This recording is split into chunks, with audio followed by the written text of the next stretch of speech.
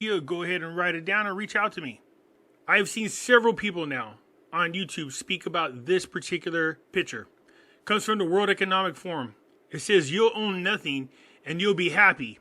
This is based on the input of members of the World Economic Forum's Global Future Councils. So for those of you who are not familiar with the World Economic Forum, this is a group of very rich and influential people that are mixed in with our media, entertainment, our governments around the world.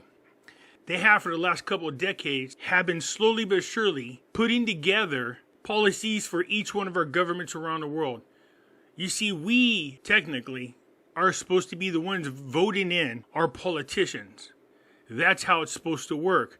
But if our politicians are taking orders from an unelected bureaucrat, this isn't good. And that's exactly what's going on. I've said this several times. Certain politicians are somehow getting into office and we're not quite sure how that's happening. You can go ahead and make your own assumption. But Lori Lightfoot here is a perfect example of one of their politicians. I want you to listen very carefully to what she's talking about.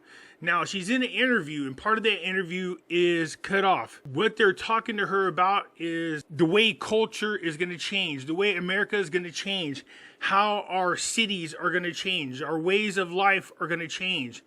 And that's more in line with the smart city, or what they call 15-minute cities. And I'll explain that here in just a second, because she's going to tell you exactly what it is they have in mind. So listen up.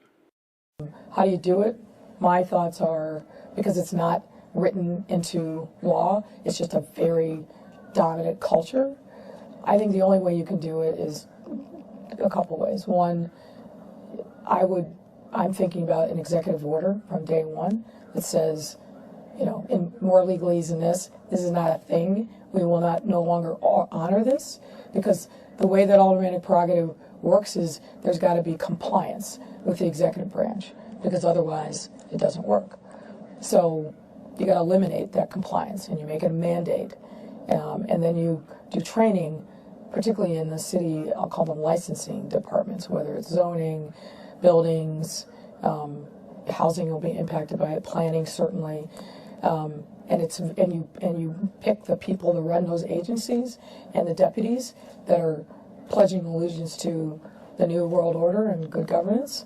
And then I think you have the Inspector General do some spot audits to make sure that there is real compliance. Whoever was interviewing her asked her, how is this agenda going to be successful? How are they going to be able to implement it? She says the way the local government, your state government runs, it's supposed to comply with the federal government. And you heard what she said, is we got to stop complying with the government. And what she's talking about is all these different departments, the licensing, the housing, and everything. She says, it needs to be run in the local area.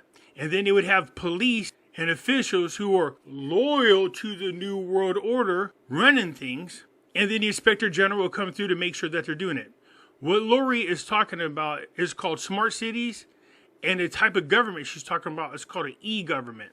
That was the very first clip explaining what e-governance was at the beginning of this video. So I'm going to play that small clip one more time. It's about 30 seconds long, explaining what e-governance is. But I want you to listen to what he says, how they run organizations and governments.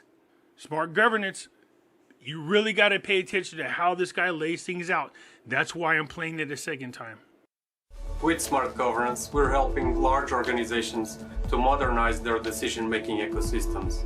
We're talking about the chain of command, the several different hierarchical processes, but also the corporate governance structures, the committees, the assembly. The corporate governance structures. So, the way the World Economic Forum wants the world to function, and this is why you got to learn as quickly as possible who the World Economic Forum is. They want to break the world up into sections. Government officials run each section, but they report directly to this unelected group of bureaucrats like they do in the EU. And those people pass down the laws and rules that they want implemented in each one of these sections that are governed by these people. That's what this whole map is. They're laying out how it works. Helping large organizations to modernize their decision-making ecosystems. We're talking about the chain of command, the several different hierarchical processes, but also the corporate governance structures, the committees, the assemblies, the boards, and their meetings, all part of the same processes, all participating on the same ecosystem. And if you have a conglomerate, we'll also support multi-organizational scenarios. So if you'd like to learn more about smart governance, feel free to reach out. Yeah, you heard right. A one world government. So again, don't take my word for it. Let's go over a couple things. First and foremost, how are these people able to do what they're doing without the public even paying attention? Well, that's kids to keep us distracted with stupid bullshit is what it is. Every time something comes up that exposes who they are, such as all the crimes committed by this current administration, then all of a sudden we get bombarded with a bunch of BS in the media. Right now there are committee hearings within our government exposing a lot of corruption that's tied to our intelligence agencies, the Biden administration, the Democrats. It's terrible, man. And the media and social media platforms are all tied into this. It really sucks knowing that the vast majority of our citizens are not going to know the truth because they're being blocked from the truth for the most part. You know, the more we get educated out there about what's going on, the more we pass the information to other people, whether they believe it or not, at least they're aware of what's going on. So right now there's a big what to do going on with these committees exposing Hunter Biden's laptops. And I did a video exposing all the crap that's on his laptop. If you want to see what it is, because I couldn't do it on YouTube, I encourage you guys to go down in my description and go over to Pimpy's News Network and look at that video. It should make you sick to your stomach. It's not just that. Also, they're cleaning up all the loose ends. You're seeing there's a mass arrest over there in Ukraine, and they say they're cleaning up corruption. The funny thing is, the people that they're arresting are the very people tied to the Biden administration. So there is a lot of cleaning up going on. There is a lot of panic going on. The one country that they want to capture is the United States, because the one thing standing in their way around the world definitely is the people in the United States if the truth comes out. So as the committees are exposing all the truth, what is the media focused on? Flying balloons. Yeah, they're talking about flying balloons. Now they're calling them UFOs. You can go ahead and make the judgment call on that. Look at this. U.S. shoots down octagonal flying object near military sites in Michigan. Think Project Bluebeam. So four in the last 8 days of these things flying around in the sky, being shot down. Now this one looks more like a UFO, but I do want to point something out. There it is. That's one of the things that was shot down. Obviously, that's not a balloon. Now pay attention to the blinking light that's on it. Do you see it blinking? Today is February 12, 2023. The U.S. military shot down another high-altitude object over Lake Huron on Sunday afternoon, according to a U.S. official and a congressional source briefed on the matter. Now here's something you need to know versus what is a true UFO versus what isn't. What is something created by our government. Whenever you see true video of UFOs, they don't blink. They're just solid lights. Any object that's made by a government has to have blinking lights on it. So when I see this light blinking, it makes me question the reality. Is this a UFO? But it definitely is not a hot air balloon. The only reason why they do it now is because, again, to keep you distracted, keep us divided. Look, when the Pentagon briefs people about a possible UFO flying around that they shot down, it's sure to how is it going to be on the news in 2 seconds. As a matter of fact, this was a live broadcast. As the conference was going, they were broadcasting the conference live. So you really got to question this. You know how our government is when it comes to UFOs and stuff like that. They don't want us to know about it. The fact that this was able to go out in real time should make you question things. So the people are being distracted by crap like this in the media. And this allows these people to do what they're doing and move forward. So right now, the world is experiencing food shortages. I spoke about that in other videos. And then you got people like this, the Gates. We're talking about Bill Gates and his foundation. Gates Land Holding by State. Bill Gates is one of the, if not the largest farmland owner in the world. Why? What's really going on?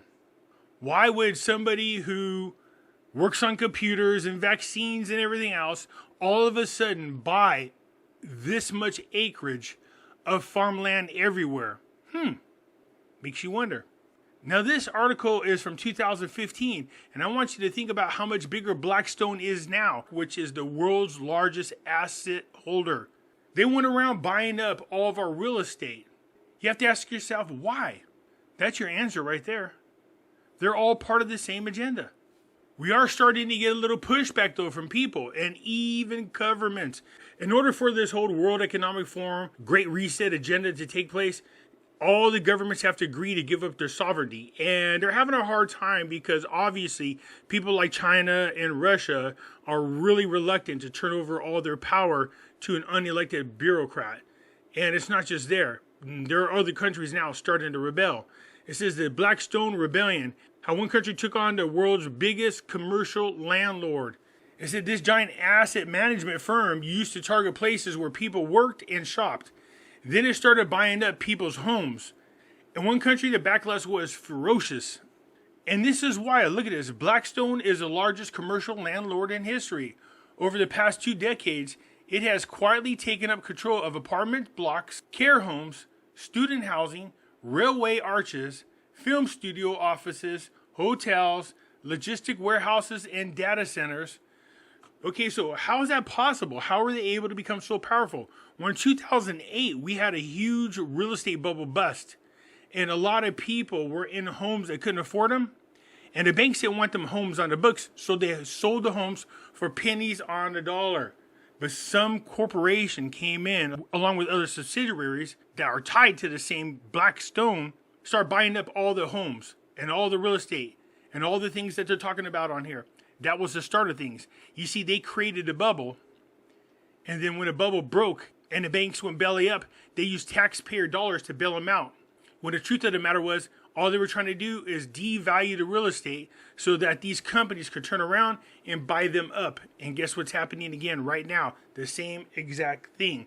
So you'll own nothing and you'll be happy. But people are fighting back right now. And as a matter of fact, there's a couple of countries out there making it mandatory for people to sell back their investments into Blackstone. All right,